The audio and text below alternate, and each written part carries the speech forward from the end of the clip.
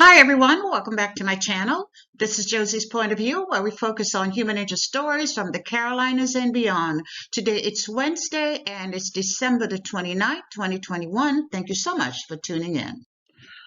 I took a 5-week break. I was on international travel and it was very difficult to gain uh, consistent Wi-Fi access. So I haven't published in a while.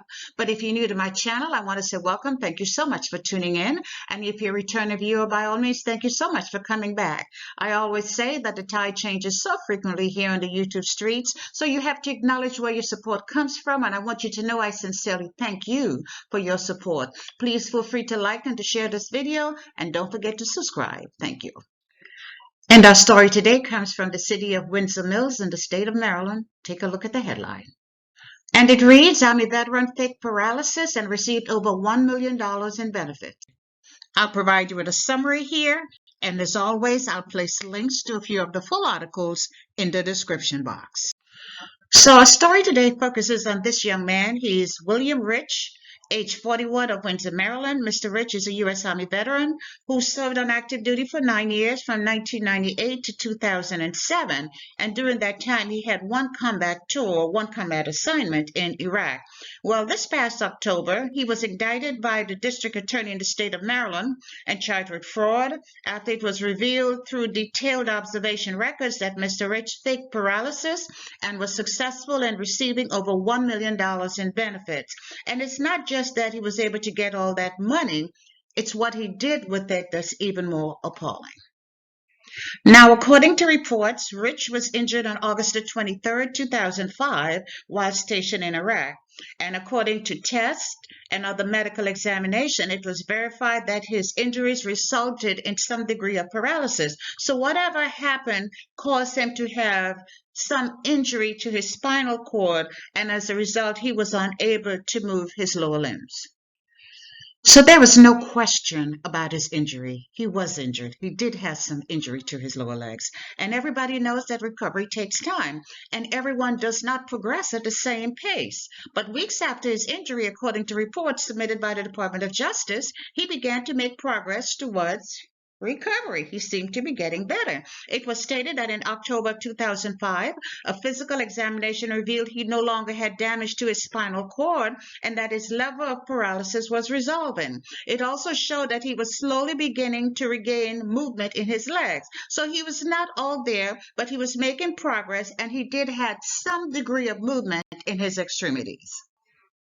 And as time progressed, Rick was eventually discharged from the Army, and he continued to say he could not move his legs. Eventually, he filed for disability with the Department of Veterans Affairs and was awarded a 100% disability rating for the loss of both legs under the assumption that he was totally disabled. And that award was made in 2007. And because he was now totally disabled, he was able to apply for and obtain Social Security benefits. So his income now was most likely much more than he would have received if he was still on active duty. But that was not all of it. The Department of Veterans Affairs went out of their way to make sure this veteran was taken care of. They made sure all of his needs were met. He received a special monthly allowance for just being a paraplegic, and that was in addition to the Social Security and the veteran's disability, so he got more money again. And he was given allowance for a caregiver. Now that's a big deal. So the VA was now paying for another person to take care of him because they were under the assumption that this veteran could not take care of himself.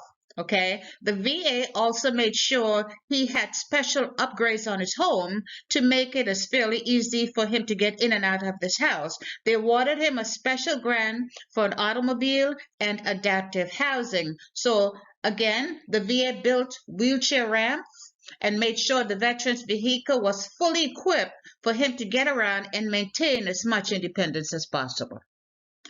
But when you're living large, sometimes you display a certain degree of arrogance, and sometimes you forget the lies you may have told in the past, and sometimes again you simply get careless. Or you may feel you've gotten away with your deception for such a long time, it's a done deal, no one is going to find out. But that was not the case for Mr. Rich. You see, the VA Office of Inspector General had been watching him, and in 2008 they launched an investigation of him, and they continued to survey him for over 2 full years. Investigators reported seeing Rich. They saw him walking up and down stairs, lifting, bending, and exiting his vehicle with no appearance of limitation. Also, they saw him use the vehicle during medical appointments, but observed him loading the vehicle into his car after the appointments were finished. In fact, on 5 different occasions, he was observed lifting his wheelchair into the trunk of his car after he had completed his medical appointment. They also looked into his social media activities and saw several posts, but one in particular was of him standing in front of a gym with the caption LOL, lift or leave. And there is more. With all of the money he was now receiving, he purchased himself a very expensive car, a BMW 645 Ci Sports Coupe, which it was reported that he totaled. I went and searched the cost of the starting price of this luxury vehicle, and for just a basic car without any of the special upgrades, it starts out between $70,000 and $76,000. So this veteran, Mr. Rich, was charged with wire fraud and theft of government property. Prosecutor says he has been defrauding the system. It's been over a decade, and he has already had his first court date, and the judge released him until his trial. It was not stated just how much bond he received, but if he's found guilty of the charges, he faces up to 30 years in jail. Well, I hope you don't think this is an isolated case. Veterans defrauding the system is probably more common than you realize. We had a similar case here in North Carolina. The veteran had done the very same thing. He was able to get special adaptive wheelchair, adaptive housing, caregiver support, and he was caught walking, playing basketball, dancing, and he purchased a condominium on the 3rd floor of a building. And this was a building that did not have an elevator. So, he was walking up there. So it does happen, even though it may not always happen at this level.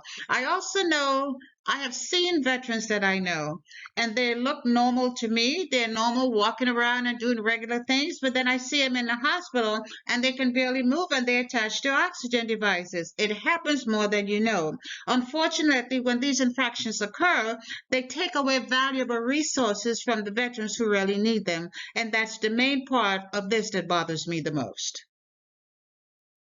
And that's all I have for you right now. Feel free to leave me a comment below and let me know what you think about this video. And by all means, feel free to like it and to share it. And if you haven't done so already, I want to invite you to subscribe to my channel by clicking on that red subscribe button. It's on the bottom right-hand corner of your screen. And if you click on this notification bell right here, you'll be the first to know whenever a new video is uploaded. I thank you for watching, and I'll talk to you soon. Bye.